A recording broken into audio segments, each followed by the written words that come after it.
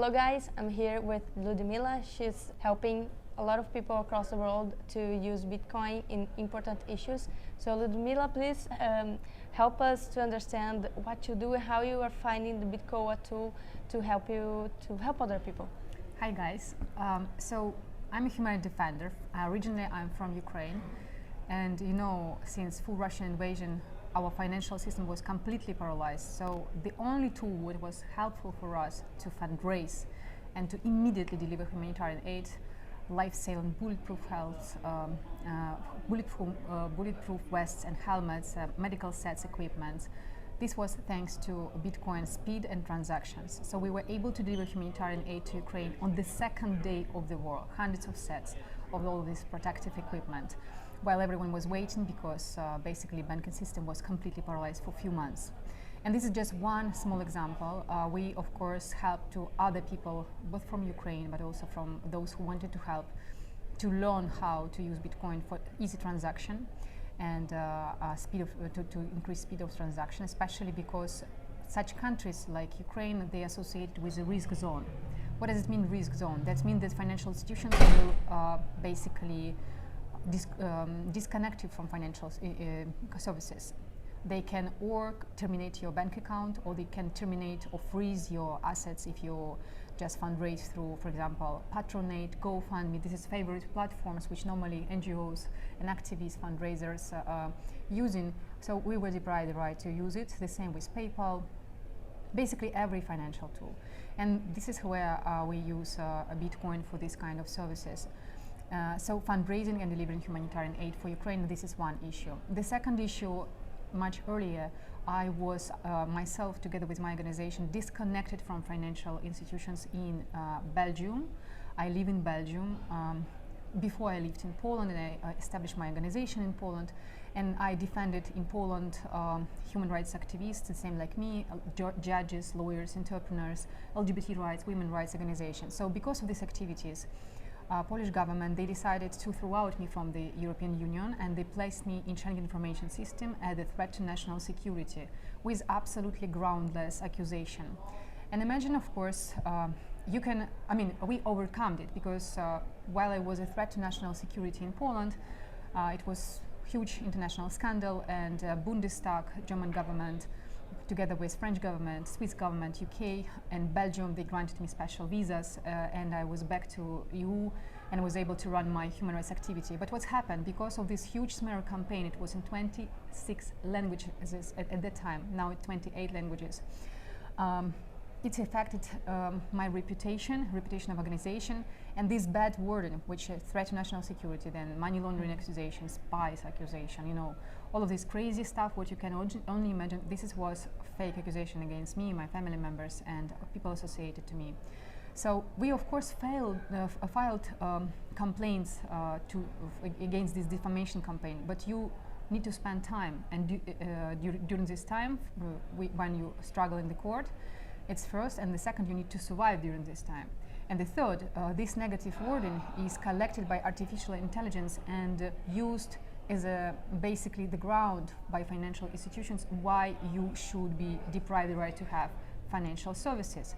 So I ended up in a situation when 4 Belgian banks, so because of persecution in Poland, I had to move from Poland to Belgium, where I get protection.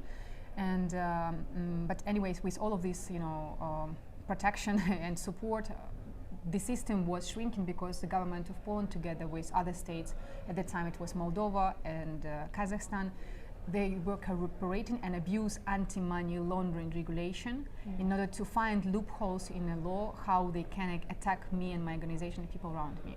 So they found out how to do it. So they issued a special request, state to state, state to banking system, and they get all my banking data. And this is how they weaponized banking data against me, and this is what led to termination of my bank account. So politically motivated accusation with no ground, defamation campaign, politically motivated request, state to financial institutions, state to state, where no remedies according to the existing legislation at that time.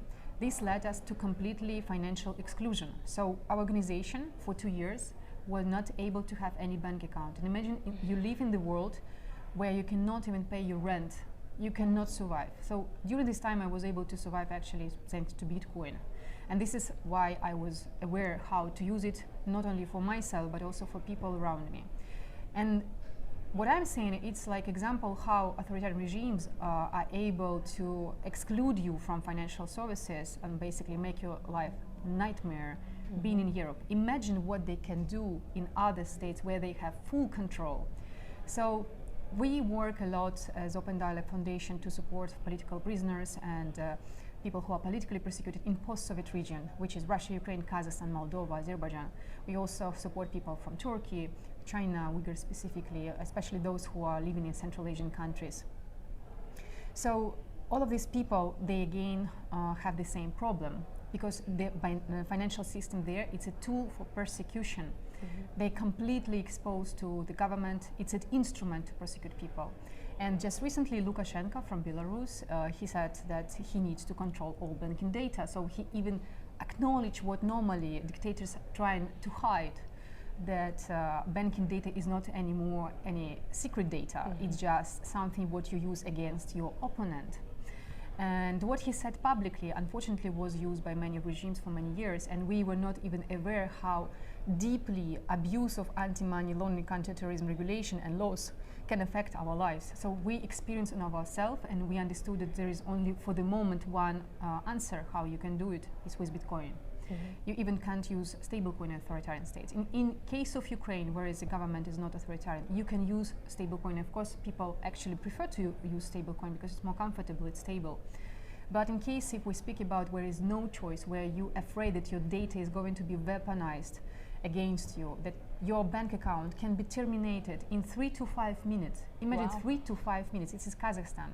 So we did a experiment. We asked our network of activists, 100 of them in different cities, to publish fundraising campaign that they want to support political prisoners and families of those who are politically persecuted, to pay fees of lawyers. It's amount of money around 100, 200, 300 euros max per month, right? And what do you think? What's happened? Within 3 to 5 minutes, cyber police, anti-extremist police in Kazakhstan notified banks, and they terminated these accounts. It's unimaginable speed. You can just, this speed is just shocking. And some of these people, unfortunately, now under different kind of administrative and even criminal procedures. We also have a case where activist and leader of opposition, Marat Jalanbayev, he was using a fundraising campaign to finance his election campaign. Everything is very transparent, public support. He gathered all amount of money, what he needed. He submitted it, and then he said that it was financing of extremists. And everyone who was donating him through traditional financial instruments, all of them are under persecution. So imagine how it's impossible and dangerous. And now he is in prison. It's more than already 3 months he's in prison, unfortunately, just because he was fundraising for his election campaign. So this is reality, and this is actually explanation why people in authoritarian state, they don't have other choice. They have no this privilege what we have here, even in European countries or US or UK or Switzerland, etc., where you can have your number of business cards, right? I mean, Visa, MasterCard, whatever you want, Revolut, and then you have only one choice, your bank of last resort. And with all of the situation, we have now a huge problem, because generally regulators, they perceive Bitcoin, I mean, EU regulators, authoritarian regulators, they perceive it as a threat to them, right? Unfortunately, this narrative is supported by media. So what we try to do, we explain to regulators that, guys, you can deprive the right to have bank of last resort for those who don't have any financial instrument. And this is actually instrument for freedom. Bitcoin is instrument for freedom. So we started to work, educated regulators in the EU, national parliaments, EU level, And we also explain how abused anti-money laundering regulation in US, in Canada, in UK. We see positive trends because interparliamentary assemblies adopting resolutions calling national parliaments and governments analyze and study how actually Bitcoin and stablecoins protect human rights, how it's used to save lives and especially provide humanitarian aid and support those who completely financially excluded. And this is something what we need all to work on, and especially those who use this instrument, we need to unite our sources because we always have limited sources, limited capacity. We cannot act alone. It's only possible to do when you have industry representatives. So it's those, for example, who produce self-hosted wallets, right? This is our main instrument. You cannot use any exchange actually. Yeah. This is your instrument. Peer-to-peer transactions. Exactly. So in order to do it safe, in order to be able to use this instrument, that it's not banned, how it's want to be done by and proposed by, recommendations of G7 or Moneywall or Financial Action Task Forces. We need to explain it, guys, your recommendation doesn't work. There is like biggest amount of countries, it's illiberal, it's non-democratic countries. We have a right to have our financial instrument. And you need to respect it, or if you don't agree, give us possibility to safely use a bank. They can't because it's completely controlled by the state by default for the moment. And how do you see this whole scenario that you're telling me that I'm shocked with the CBDCs? Do you think it's going to be easier for them to do all this kind of authoritarian activities? The problem is with CBDCs, the same like with Bitcoin, when most of regulators, they have no clue what is it, CBDC. When I explain them what's happened with my banking data, how it was weaponized against me, my donors, my 600 volunteers, even cleaning lady who was volunteering for us, and she is from Thailand, and she was interrogated by Polish government asking her why she was actually doing cleaning for us in a central for refugees for Ukraine. You know, this is kind of we need to level of, level of things we are discussing. No, yes. Why I printed 100 of business cards, or why this guy printed of us for free 1,000 of paper kind of bags. So and give it to us for free. So these are kind of questions which normally, unfortunately, abused by authoritarian states to prosecute NGOs and everyone who is associated with us. We don't have tools how to prevent it, and this is what I explained to regulators when I ask them how you imagine in this situation when we have at least cash, we have a bank account, which actually can be also terminated arbitrarily with no remedies. How you're going to respond for arbitrary freezing of assets, or someone from the state will say, okay, you can spend this money for this and this, or you are not going to spend this money at all. Why someone should have full control on my money? And then regulators, they look at me and say, no way, we're not going to adopt it. I say, no, this is something what you are discussing, guys. No, yes. So what we need to do, we need to meet with them. And it's the same people like us. Some of them, of course, very sophisticated. And they know what they do for purpose. But most of them, unfortunately, not. Or fortunately, not. Because we have chance to explain them. Yeah, we have a chance to show them how a tool that is just a tool can be used for good or for bad. Yeah, the difference between democratic world and authoritarian liberal the world, that we as civil society have a chance to come to regulators in democratic world and say, guys, you created regulation which makes our life impossible because A, B, C, D. This is facts. It's not theory. And then they listen to our critics and they will deal with it. They will respond.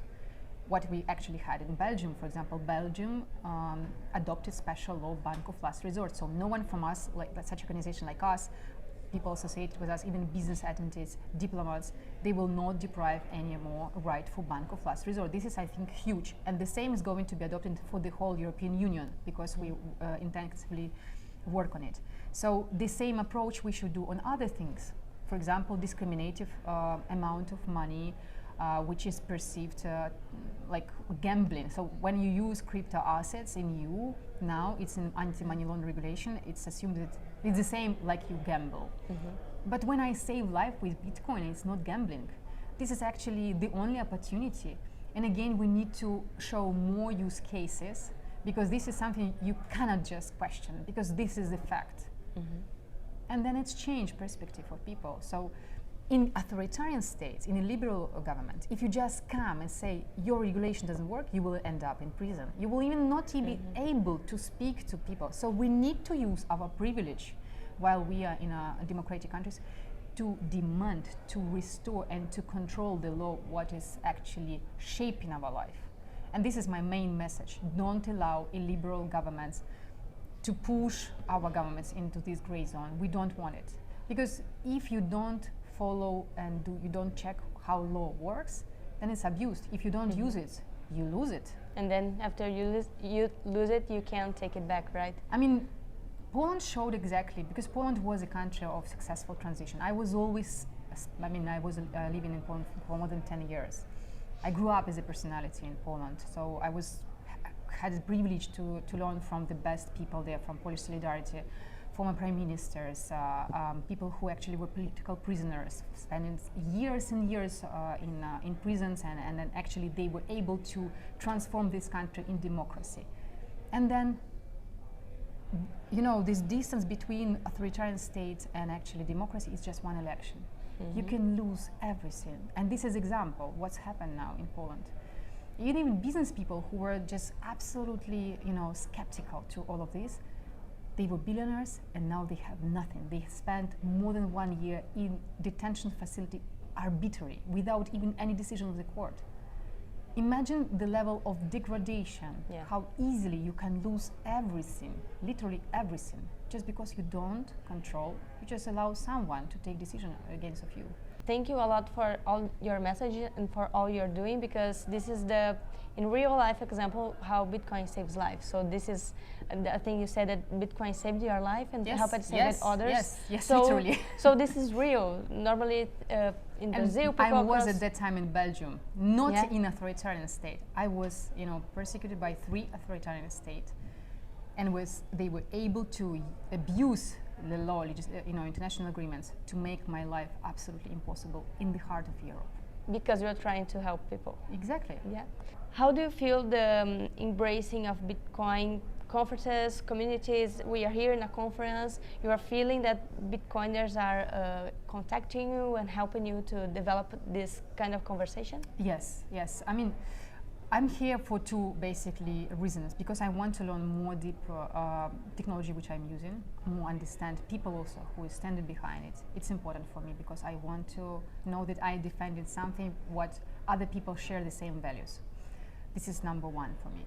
The second one is to find allies, those who, for example, listen to what kind of problem we have and who can propose solutions, because we use not in the best way, let's say, how we use, right? Yeah. But maybe we can do it better. Maybe something can be developed better. And for me, this kind of conferences like Tabconf, it's a huge privilege to be there, and I'm really grateful for all guys, Bitcoiners, who sponsored my coming here, especially also sponsorships. So it's really important that we can speak and share, for example, guys, we're afraid of artificial intelligence, which will be abused again, authoritarian regimes against us. What kind of solution you can propose? We're afraid that our internet will be effectively locked, because now in most of the countries they use biometrics to receive SIM card, and actually they want to control completely internet. What kind of solution you can have? And in this story, I mean, if you want to use Bitcoin, if you want to scale, you need to have internet, a digital instrument. You need to have some kind of you know, basic security, because otherwise artificial intelligence would have full your picture and all your data, and you don't have knowledge how to actually protect your data, protect data of those who are around you.